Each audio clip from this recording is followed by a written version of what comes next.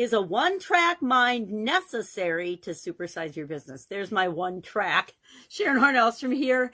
And of course, one-track mind actually comes from the railroad industry, where certain trains, certain routes only run on one track. They only ever run on one track. I don't know if that's still true today, but back in the early days of trains, that's where the original saying, a one-track mind, came from. Now, it was first recorded in 1928. It just means a mind that's limited to one line of thought, generally thought to be sex, but I would beg to differ. I think I've had one-track mind a lot of my life, but to me, up until about age 50, it was money, money, money, money, money. How am I going to make money? How am I going to build businesses and make money? It was business, money, and business because I wanted more money in my life, more resources, so that I could do what I want, when I want, where I want, wearing whatever I want with whoever I want. Now, a mind limited to one track of thought, one line of thought. I am curious today, do you believe in order to create and build and supersize your business, you need to have a one-track mind? I'll share my opinion in a minute, but I want to know, I really want to know what other people think, especially other business builders and other business owners. Do you think you have to have I think we need a singular focus. We need to know what business we're building. We need to have a clear picture of our end game. But when it comes to how we get there, we have to be flexible and open-minded. I find it fascinating. So often there's so much emphasis placed on create your business plan, follow your plan. I have yet to have a business plan ever be any good, for the most part, after the first day it was created. It was good to get funding for different businesses in different industries, but for the most part, almost nothing ever went according to plan. And the plan was worth about as much as the paper it was printed on. We need to do certain things in our businesses to get other things that we want. Maybe it's to get resources. But for the most part, our plans are necessary to consider contingencies and things. But if it's how our life and our businesses play out, that it's one in a million that go according to plan.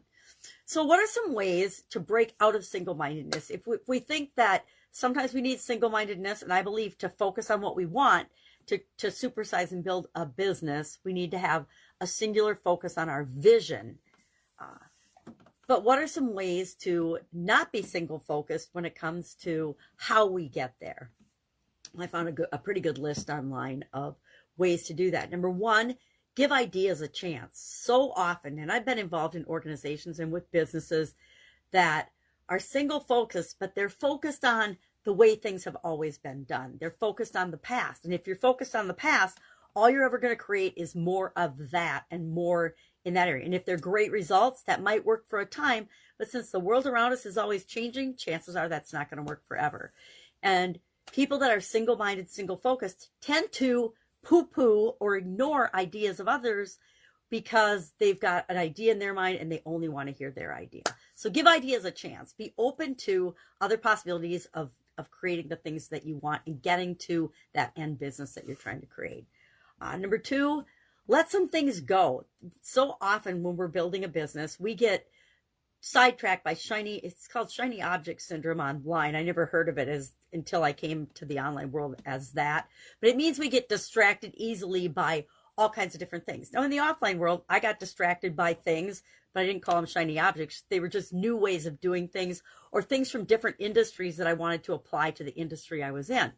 So I had to learn to be focused on, was this going to move me toward the end goal I want or not? If it's not moving me toward that, I learned to say no to it. If it is, I said yes and was more open to different things. So I let go of some things so that I could get more important things done. Third, we need to spend some quiet time thinking and reflecting. I don't know how many times I've said, we got to think for ourselves in the last 2 years, but I know I've said it a lot, almost every day, at least once, to myself and to other people. When I'm observing something or when somebody's relaying something to me, it pops into my mind when I feel like somebody's just regurgitating something they've heard versus they've maybe heard something, thought about it, and then formed their own informed way of looking at it. So we need to have quiet time to reflect and make sure the things that we're doing are moving us toward what we want. Fourth, we need to challenge ourselves. People that are single-minded tend to stay in their lane and never challenge themselves to go outside that lane. It's like somebody that drives in the fast lane. If you're from Minnesota or Louisiana, you know exactly what I'm talking about. People in certain states always drive in the left lane, even if they're going slow. Now, the rest of us know that the left lane is for passing, and so we need to get out of the left lane sometimes and let other people pass us. We need to get out of our comfort zone and challenge ourselves and be open to ways of getting to our supersize business that we might not even ever imagined before. And finally, we need to pray and meditate, and whether you pray or meditate or whatever you call it, we need to spend some time in deep thought and contemplation and making sure that we are in alignment with what it is that we're creating in the world, especially with respect to our business. So curious, have you ever had a one-track mind? I've definitely had one-track minds at certain times in my life, and couldn't see the forest for the trees because I was so focused on one area and aspect of my life that I was totally ignoring all the others, which can cause us great peril, as I am a perfect example of that.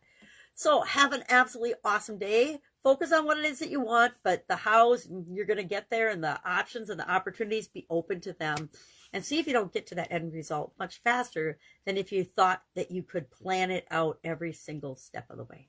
All right, have a great day. I'll be with you tomorrow with another mental well-being related idiom for the month of March. Bye.